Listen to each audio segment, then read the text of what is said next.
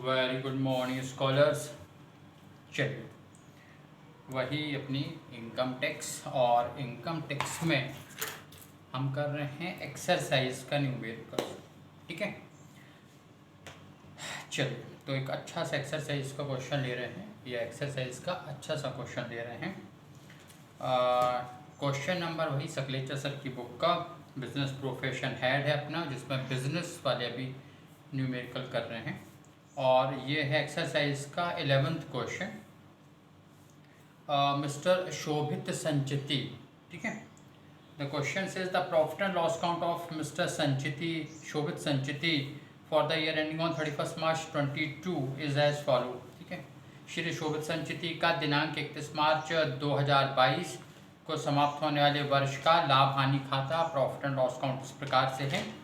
Profit and 11th question आप अपनी book में देखेंगे।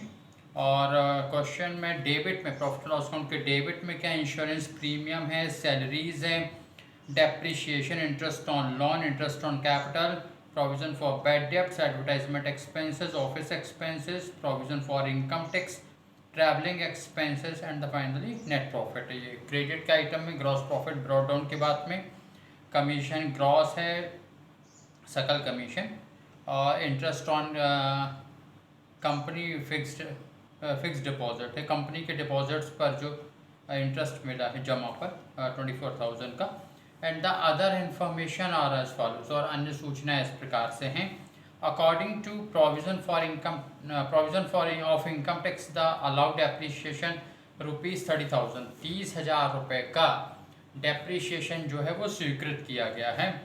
And the second one mister B number, the loan is taken for payment of outstanding income tax, जो ऋण है वो आयकर के बकाया का भुगतान करने के लिए लिया गया था। ठीक है, ये डिसअलाउड होगा, आगे देखेंगे अपन। Income of rupees, third one is income of ₹8,000 accrued but not receive during the previous year, provision year लिखा हुआ है, during the previous year this income is not included in the above mention profit and loss account. मतलब संबंधित गत वर्ष में 8,000 रुपये की आय अर्जित हुई लेकिन प्राप्त नहीं हुई, इस आय को शामिल नहीं किया गया तो करो, क्योंकि अक्रूड बेसिस पर तो टैक्सेबल होती है। Fourth one is adjustment, the advertisement expenses include ₹4,000 which is the price of gifts presented to customer. यहाँ पर विज्ञापन व्यय में ग्राहकों को दिए गए उपहार की कीमत 4,000 रुपये शामिल है। ठीक है, तो अलाउड है। Salary includes on an unreasonable payment of ₹6,000 paid to relative. वेतन में एक रिश्तेदार को अनुचित भुगतान 6,000 रुपये शामिल होता है। ऐसा अनुचित भुगतान, अनुचित का मतलब ये है अनफेयर कि, या अनरीजनेबल, कि जिससे नहीं करना चाहिए तो कर दिया गया, यानी भुगतान पेमेंट कर दिया, यानी डेबिट कर दिया, यानी माइनस कर दिया तो प्लस कर। ठीक, फिर नेक्स्ट है the last one we have the salary includes an unreasonable, ये हो क्या। फिर उसके बाद में एफ नंबर पे है, आयकर के लिए किया गया प्रावधान आवश्यकता से 400 रुपये अधिक है, 400 रुपये से ये ज़्यादा है। ठीक है, जितना प्रोविज़न है वो 400 रुपये, जितनी ज़रूरत है उससे ज़्यादा है। ठीक है, excess provision for income tax ₹400। ठीक, बस इसके बाद में आपको कैलकुलेशन करना है। आ समझ में? तो इस तरह से पहले आप जो, ये तो फॉर्मेट बना, फॉर्मेट आपको पता है, ऊपर क्या लिखना है ये भी पता है। Computation of business income for of mister Shobhit Sanchiti, और फिर नीचे लिखेंगे फॉर द असेसमेंट ईयर 23-24। ठीक है, फिर पर्टिकुलर अमाउंट का कॉलम है। क्वेश्चन को आप एक बार अच्छे से पढ़ लेंगे, उसके बाद ही आप उसको सॉल्व करेंगे। ये बिल्कुल भी ऐसा नहीं करेंगे कि स्पेशली एग्जामिनेशन हॉल में कि क्वेश्चन के ऊपर की 2 लाइन पढ़ ली और हो गए शुरू, और बाद में पता चले कि अरे ये एडजस्टमेंट है, ये भी है, ये भी है, तो फिर पूरा बर्बाद कर देंगे आप, है ना। चलिए, तो इसलिए पहले क्वेश्चन को बहुत अच्छी तरह से पढ़ लें, फिर सॉल्व करें, भले 5 मिनट लग जाए आपको, क्योंकि बिना क्वेश्चन पढ़े आप शुरू करेंगे तो ये मान चलिए कि 15 मिनट में भी कुछ नहीं होगा। ठीक है, चलिए अब आपके पास में ये देखिए ज़रा, हम सबसे पहले शुरुआत किससे करते हैं कि नेट प्रॉफिट कितना है उसका। ठीक है, अब यहाँ पे नेट प्रॉफिट कितना दे रखा है, 322,700, 3,22,700 रुपये। चलिए, तो यहाँ से शुरुआत है पर्टिकुलर अमाउंट में। आप क्या लिखेंगे, net profit as per profit and loss account, ठीक है, 322,700, 3,22,700 रुपये। फिर उसके बाद में हम क्या लिखते हैं, डिसअलाउड आइटम्स, प्लस क्या करना अब हमें, डिसअलाउड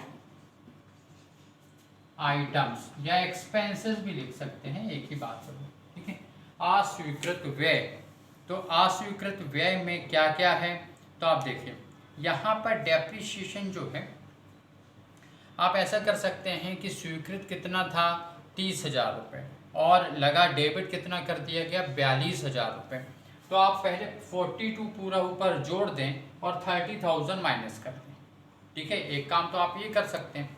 और अलाउड था 30,000, आपने चार्ज कर दिया 42,000, तो कितना आपने ज़्यादा चार्ज कर दिया है 12,000, जो कि डिसअलाउड होगा। तो आप इस तरह से भी लिख सकते हैं। तो नंबर फर्स्ट आप लिखें डेप्रिसिएशन, यहाँ पे क्या लिख देंगे 42,000 माइनस 30,000, ठीक है। और यहाँ पर आप चाहे तो डायरेक्ट यहाँ भी लिख सकते हैं, इस तरह से जगह बनाते हुए आप लिख दें 12,000। हमारा समझ में, ये थोड़ा सा रब कर देते हैं ताकि प्रॉपरली देखें आपको, ये ऐसा लिख लीजिए आप उसको, ठीक है। ये आप डेप्रिसिएशन लिखिए यहाँ पे 12,000 रुपये, ये लिखा। यहाँ पर आप लिख लीजिए 42,000 माइनस 30,000, इस तरह से। ये जगह बच रही तो डेप्रिसिएशन की पूरी स्पेलिंग ही लिख दो। तो डेप्रिसिएशन खूब जानते हैं आपने, 11th में पढ़ा, फर्स्ट ईयर में पढ़ा है। डेप्रिसिएशन को हिंदी में क्या बोलते हैं, मूल्य ह्रास। ह्रास है घटौती, घिसारा, अवक्षयण, अपकर्ष, आरक्षण, कई नाम हैं उसके, ठीक है। और है क्या ये, तो decrease in the value of the asset, से संपत्ति के मूल्य में होने वाली अनिवार्य कमी जो होकर ही रहती है, इसे रोका नहीं जा सकता, डेप्रिसिएशन। फिर नेक्स्ट है आपका इंटरेस्ट डिसअलाउड आइटम्स में। इनकम टैक्स के लिए आपने जो लोन ले रखा है उसका इंटरेस्ट है वो डिसअलाउड है, तो लिखे interest on loan. Second one is interest on loan for income tax, ठीक है। यहाँ पे हम IT लिख दे रहा, पूरा लिखेंगे। इनकम टैक्स के लिए इंटरेस्ट ऑन लोन कितना है, तो वो है 6,000 रुपये, ठीक है। फिर थर्ड क्या है, इंटरेस्ट ऑन कैपिटल, पूंजी पर ब्याज। ये आपको फॉर्मेट से याद रखना है कि कौन से डिसअलाउड है कौन से अलाउड है, ठीक। तो next one is interest on capital, पूंजी पर ब्याज कितना है 24,000, ये आ गया। चलिए, फिर उसके बाद द नेक्स्ट वन भी है बैड डेट्स रिजर्व प्रोविजन, ठीक है, BDR। चलिए, तो नेक्स्ट वन भी है बैड डेट्स रिजर्व, ठीक है। क्या है, बैड डेट्स रिजर्व, ये कितनी है, तो ये है 8600, ठीक है। चलिए, फिफ्थ नंबर पे provision for income tax. Income tax के लिए प्रोविज़न जो है वो टोटली डिसअलाउड ही होता है, तो वो है 16,000, ठीक। तो प्रोविज़न फॉर इनकम टैक्स ये आ गया 16,000, ठीक है। और एक्सेस पेमेंट टू रिलेटिव्स को आपने जो है अतिरिक्त अनुचित भुगतान कर दिया, वो भी डिसअलाउड है। तो क्या हो जाएगा, एक्सेस पेमेंट टू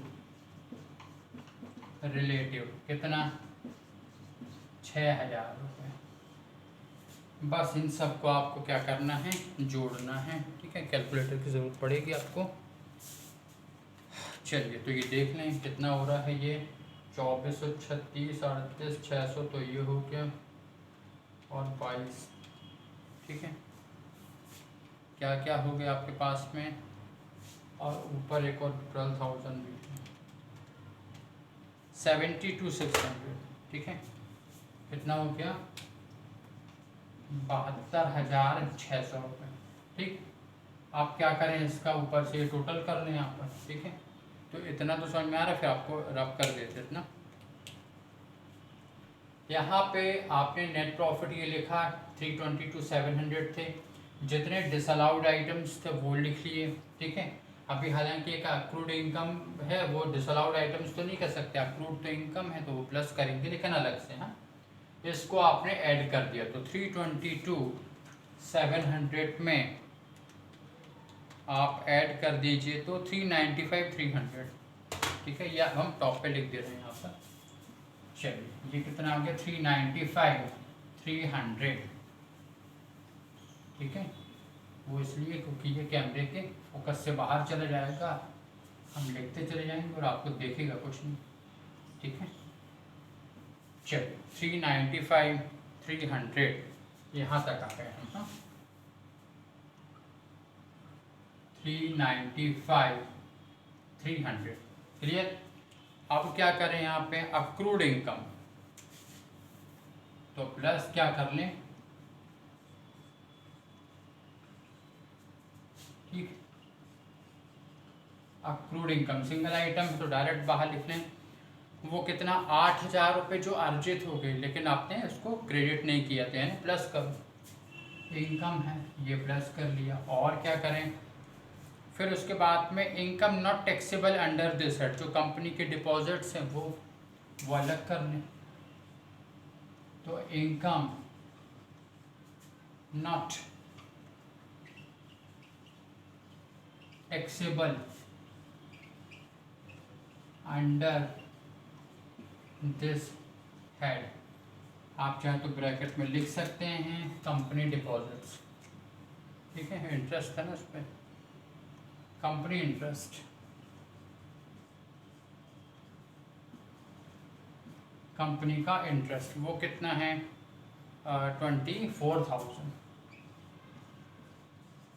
चलिए, तो ये 24,000, अब बस ये फाइनली ये आपका आंसर आ जाएगा। इसमें ऐड करना है आपको 8,000 माइनस करना है 24,000, 379,300, 379,300, ठीक है। ये आ गई आपकी क्या?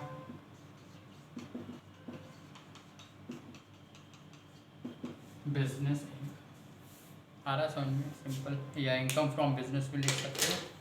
379,300, एक बार फिर से देख लो। 395,300, उसमें 8,000 आपने प्लस कर दिए और 24,000 income not taxable under this है। लास्ट वन भी है 379,300, ये आपका आंसर है। आ रहा समझ में, है ना। तो सिंपल सा है, मतलब क्वेश्चन देखने में भारी भरकम दिख सकता है लेकिन कुछ भी नहीं है। ये फॉर्मेट आपको पता है हमने किया क्या।